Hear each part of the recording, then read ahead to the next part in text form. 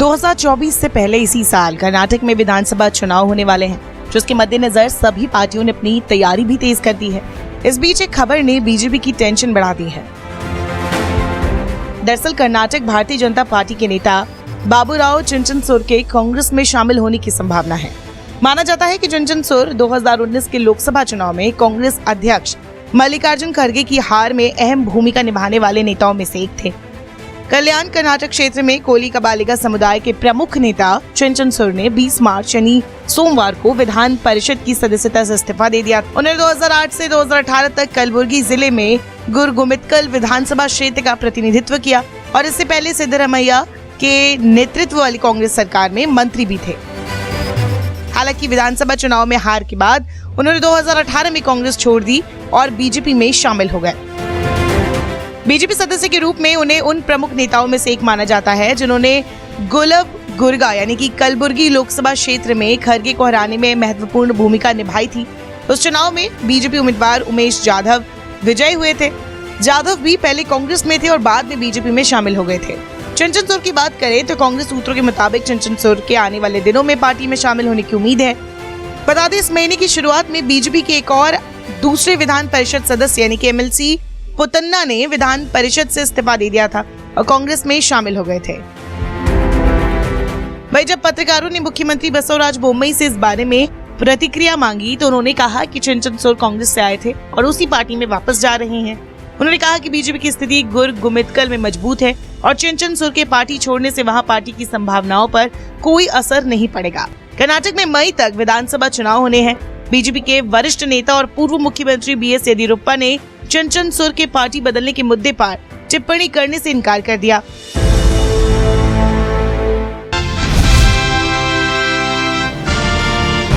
अस्सलाम वालेकुम, मैं हूं माजिद सिद्दीकी, आपका दोस्त, और आप देख रहे हैं focus Hindustan, happy home multi channel digital network.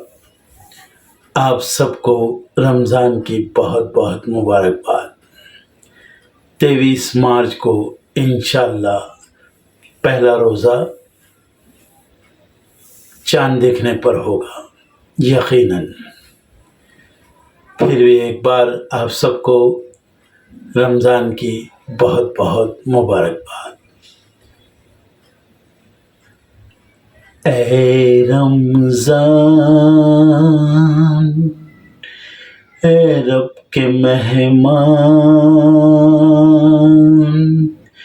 तेरा आना मुबारक हो।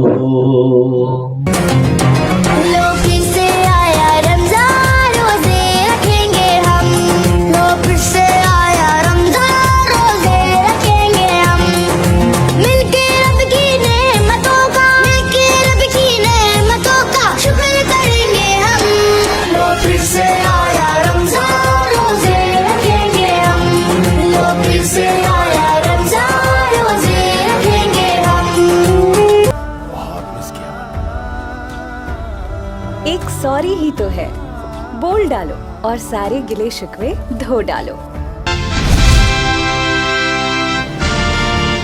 That Rahul Gandhi is the present day Mir Jafar of Indian politics. Many people might be scared of the BJP, of Narendra Modi, of the RSS, of the police. I'm not scared of them. देश की सियासत में मीर जाफर का नाम विश्वासघात और गद्दारी का पर्याय बन चुका है। जिसको देखो वो पार्टी छोड़ने वाले को मीर जाफर कह देता है। हालांकि इस बार बीजेपी के फायर ब्रांड प्रवक्ता संबित पात्रा ने जब राहुल गांधी को मीर जाफर कहा तो कांग्रेस की तरफ से कहा गया कि इस पर भी कार्रवाई करेंगे। कार्रवाई मतलब क्या? कांग्रेस भी बीजेपी की तरफ से ऐसे बयान के लिए लीगल एक्शन लेगी? तो क्या संबित पात्रा लीगल एक्शन के भंवर में फंस चुके हैं? कांग्रेस नेता राहुल गांधी के लंदन में देश में लोकतंत्र को लेकर दिए गए बयान पर अब नया विवाद खड़ा हो गया है। बीजेपी जहां राहुल गांधी की तरफ से माफी मांगने की मांग पर अड़ी हुई है, वहीं कांग्रेस सिरे से इस मांग को खारिज कर रही है। एक दूसरे पर हमले के क्रम में बीजेपी प्रवक्ता संबित पात्रा ने राहुल गांधी की तुलना मौजूदा राजनीति के मीर जाफर से कर दी। बीजेपी प्रवक्ता ने मंगलवार को कहा कि भारत में नवाब बनने के लिए वो विदेशी ताकतों से मदद मांगने के लिए विदेश गए थे। दरअसल राहुल गांधी को लेकर बीजेपी जिस तरह की भाषा का प्रयोग कर रही है उस पर सवाल उठ रहे हैं। मणिशंकर अय्यर पाकिस्तान जाते हैं और पाकिस्तान में आह्वान करते हैं कि हमें मोदी को हटाना होगा, हमें इस सरकार को गिराना होगा। आइए पाकिस्तान और हम कांग्रेस पार्टी मिलकर काम करेंगे। सलमान खुर्शीद बतौर विदेश मंत्री चाइना में जाके चाइना में जिस प्रकार से प्रस्तुतिकरण करते हैं, चाइना की वंदना करते हैं और भारत को कम आंक के आते हैं, वह भी हमने देखा है। और आज राहुल गांधी लंदन में जाकर न्योता देकर आते हैं विदेशी ताकतों को कि आप आकर हमें बचाइए और राहुल गांधी को आगे बढ़ाइए। This is nothing short of what Mir Jafar did. Mir Jafar ने जो किया था नवाब बनने के लिए, आप सबको पता होगा। मीर जाफर नवाब बनना चाहता था और नवाब बनने के लिए उसने ईस्ट इंडिया कंपनी की मदद ली थी। ईस्ट इंडिया कंपनी हिंदुस्तान में प्रवेश करके मीर जाफर के साथ खड़ी हुई और उसके बाद जो हुआ वो और आप और हम सब जानते हैं, अंग्रेजों का शासन। It would not be an aberration to say that Rahul Gandhi is the present day Mir Jafar of Indian polity. जो उन्होंने लंदन में किया है वो ठीक वही किया है। शहजादा नवाब बनना चाहता है और शहजादे ने ईस्ट इंडिया कंपनी की मदद मांगी है नवाब बनने के लिए। कांग्रेस ने बीजेपी नेता के इस बयान पर तीखी प्रतिक्रिया जताई है। कांग्रेस का कहना है कि राहुल गांधी को मीर जाफर कहने को लेकर कांग्रेस बीजेपी प्रवक्ता संबित पात्रा के खिलाफ कानूनी कार्रवाई करेगी।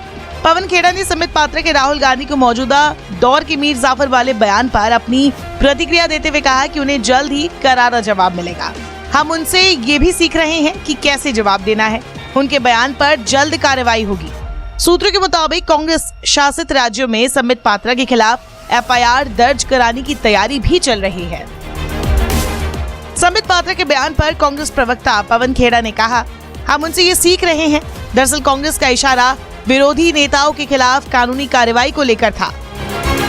दरअसल पहले कांग्रेस नेता प्रधानमंत्री मोदी को लेकर शब्दों का प्रयोग करते रहे हैं, उसका अंजाम उन्हें भुगतना पड़ा है। सोनिया गांधी के मौत का सौदागर, मणिशंकर अय्यर के नीच आदमी से लेकर दिग्विजय सिंह के सर्जिकल स्ट्राइक पर दिए गए बयान ने किस तरह से कांग्रेस का नुकसान किया है, इस बात को तो खुद कांग्रेस भी स्वीकार करती है। अब सवाल उठता है कि अब बीजेपी भी कांग्रेस की भाषा बोलकर फंस तो नहीं जाएगी। बीजेपी भी राहुल पर हमले को लेकर उसी रास्ते पर तो नहीं चल रही जिस रास्ते पर कांग्रेस प्रधानमंत्री मोदी को लेकर चलती है। हालांकि बता दें, कोई पहली बार नहीं है जब मीर जाफर की राजनीति में एंट्री हुई हो। मीर जाफर का प्रयोग अक्सर राजनीतिक दल विरोधियों पर हमला करने के लिए करते रहे हैं। इससे पहले खुद कांग्रेस नेता जयराम रमेश ने भारत जोड़ो यात्रा के दौरान कांग्रेस छोड़ चुके गुलाम नबी आजाद और असम के मौजूदा सीएम हिमंता बिस्वा शर्मा के लिए भी मीर जाफर शब्द का प्रयोग किया था। इतना ही नहीं, साल 2020 में जब ज्योतिरादित्य सिंधिया ने कांग्रेस छोड़ी थी तब उनके लिए भी कई कांग्रेस नेताओं ने मीर जाफर शब्द का प्रयोग किया था। पश्चिम बंगाल में विधानसभा चुनाव के दौरान टीएमसी चीफ ममता बनर्जी ने भी पार्टी छोड़कर जाने वाले शुवेंदु अधिकारी, दिनेश त्रिवेदी और मुकुल रॉय को मीर जाफर की संज्ञा दी थी।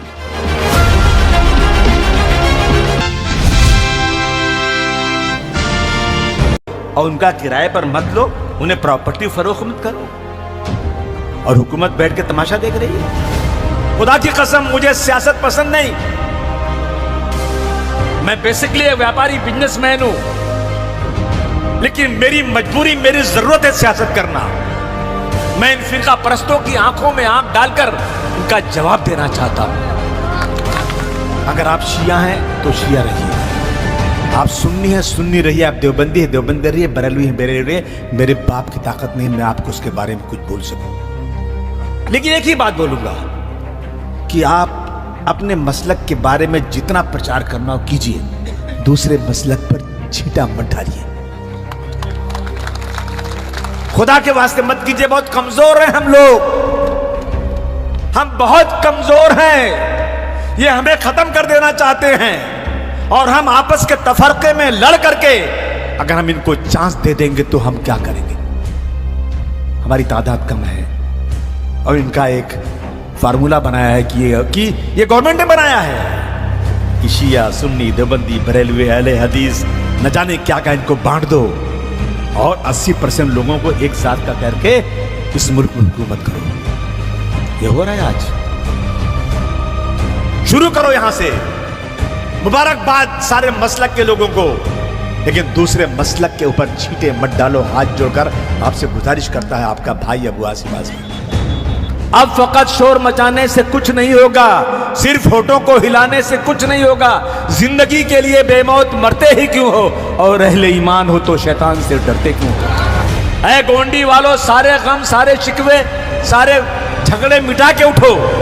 दुश्मनी जो भी आपस में मिटा, वाह, दुश्मनी जो भी आपस में मिटा के उठो। याद रखो, अब अगर एक ना हो पाए तो मिट जाओ। अब अगर एक ना हो पाए तो मिट जाओगे, तुम भी खुश पत्तों की तरह बिखर जाओगे।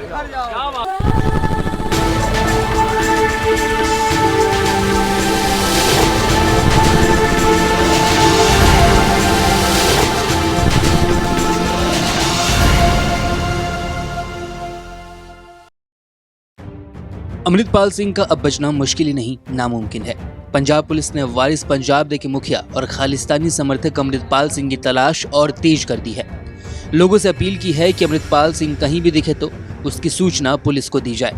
इसके बाद से अमृतपाल सिंह फरार है। पंजाब के अलग अलग हिस्सों से उसके भागने की तस्वीरें और सीसीटीवी वीडियोस वायरल हो रही हैं। जैसे ये तस्वीर देखिए, ये तस्वीर जालंधर के नंगल अंबिया गांव का है। स्थानीय लोगों का दावा है कि फुटेज में गुलाबी पगड़ी पहने दिख रहा शख्स और कोई नहीं बल्कि अमृतपाल सिंह है। हालांकि पुलिस की ओर से इसकी पुष्टि नहीं की गई है। इसके बाद से एक सीसीटीवी वीडियो और सामने आता है। वीडियो जालंधर के नगर अंबिया का है। पुलिस ने सीसीटीवी फुटेज बरामद कर लिया है। फुटेज में साफ दिख रहा है कि ब्रेजा कार से उतरकर कुछ लोग बाइक पे बैठ के सवार होते हैं और वहां से फरार हो जाते हैं। दावा किया जा रहा है कि जो शख्स बाइक पे बैठा था वो अमृतपाल सिंह था, जो कि ब्रेजा कार से उतर के वहां से फरार हुआ था। वही जालंधर टोल प्लाजा का भी एक वीडियो सामने आया है, जिसमें देखा जा रहा है कि कैसे पुलिस की आंखों में धूल झोंकने के लिए अमृतपाल सिंह ब्रेजा गाड़ी से फरार हो रहा है। अगर उसके भागने के रूट को आप देखेंगे तो सबसे पहले अमृतपाल सिंह तेज रफ्तार इसूजू गाड़ी से भागता है। उसके बाद से उस गाड़ी को मौके पर छोड़कर दूसरी गाड़ी मर्सिडीज में सवार हो जाता है और वहां से आगे निकल जाता है। बाद में पुलिस की आंखों में धूल झोंकने के लिए अमृतपाल सिंह गाड़ी भी चेंज करता है और ब्रेजा गाड़ी पकड़ लेता है। इसके बाद से वहां से 3 अन्य साथियों के साथ फरार हो जाता है। आखिरी बार उसे जालंधर के नंगल अंबिया गांव में देखा जाता है, जहां पे वो बाइक पे बैठ के फरार हो जाता है। बताया जा रहा है कि इसी गांव के गुरुद्वारे में अमृतपाल सिंह ने खाना खाया, आराम किया और कपड़े बदलकर फरार हो गया। फिलहाल आईजी सुखचैन सिंह गिल ने बताया कि अमृतपाल सिंह की 4 लोगों ने भागने में मदद की थी। इन्हें अरेस्ट कर लिया गया है। इनके खिलाफ आर्म्स एक्ट के तहत केस दर्ज किया गया है।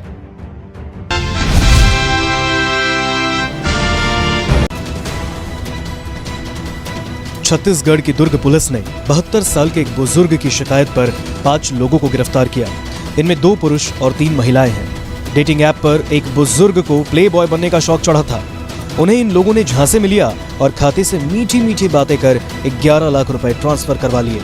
पद्मनाभपुर थाना क्षेत्र में रहने वाले सिविल कॉन्ट्रैक्टर की शिकायत पर दुर्ग पुलिस ने यह कार्रवाई की है। ये सभी लोग बुजुर्ग की मंशा को भांपकर डेटिंग और मीटिंग के लिए मैसेज भेजते थे। पुलिस ने मामले में 5 लोगों को पकड़ा है। इनमें से एक प्रेमी जोड़ा भी है। इन लोगों ने ऑनलाइन डेटिंग साइट का रजिस्ट्रेशन करवाया है। यहाँ से लोगों को लुभावने मैसेज भेजते हैं। ये इनके मैसेज के झांसे में जो लोग आते हैं उनसे डेटिंग और मीटिंग कराने के लिए रकम की मांग की जाती है। मोबाइल पर लोगों को लगातार मैसेज भेजे जाते हैं, साथ ही लुभावने ऑफर भी दिए जाते हैं। डेटिंग ऐप पर आरोपी सिल्वर, गोल्ड, प्लैटिनम और ग्रीन कार्ड मेंबरशिप की बात करते थे। इस गिरोह में सौम्य ज्योति दास, प्रिया मंडल, रेहान आलम, दिशा बरुआ और शाहीन शामिल हैं। पुलिस ने सभी आरोपियों को गिरफ्तार कर लिया है। आरोपी रेहान लोगों को डेटा उपलब्ध कराता था, जिसके बाद प्रिया मंडल, दिशा, शाहीन अपना नाम बदलकर लोगों को अपने झांसे में लेते थे। दुर्ग के पुलिस अधीक्षक अभिषेक पल्लव ने बताया कि पद्मनाभपुर निवासी 72 वर्षीय एक बुजुर्ग ने पुलिस से शिकायत की। बुजुर्ग को नवंबर 2022 में एक मैसेज आया जिसमें आई एम जेंसी, प्लीज कॉल मी लिखा था। इसके बाद उसके मोबाइल पर फोन किया गया। उसने कहा कि रजिस्ट्रेशन करवाकर आप आईडी बनवा लें, इसके बाद आपकी डेटिंग और मीटिंग करवाई जाएगी। इस नाम पर उनसे 11 लाख रुपए ठगे गए। साथ ही कभी डेटिंग और मीटिंग भी नहीं करवाई गई। हसीनाओं की बातों में फंसे बुजुर्ग के मामले की जांच दुर्ग पुलिस ने शुरू की। आरोपियों के बारे में पुलिस को सुराग भी मिले, जिसके बाद पुलिस ने कार्रवाई करते हुए सभी को पश्चिम बंगाल के कोलकाता से गिरफ्तार कर लिया।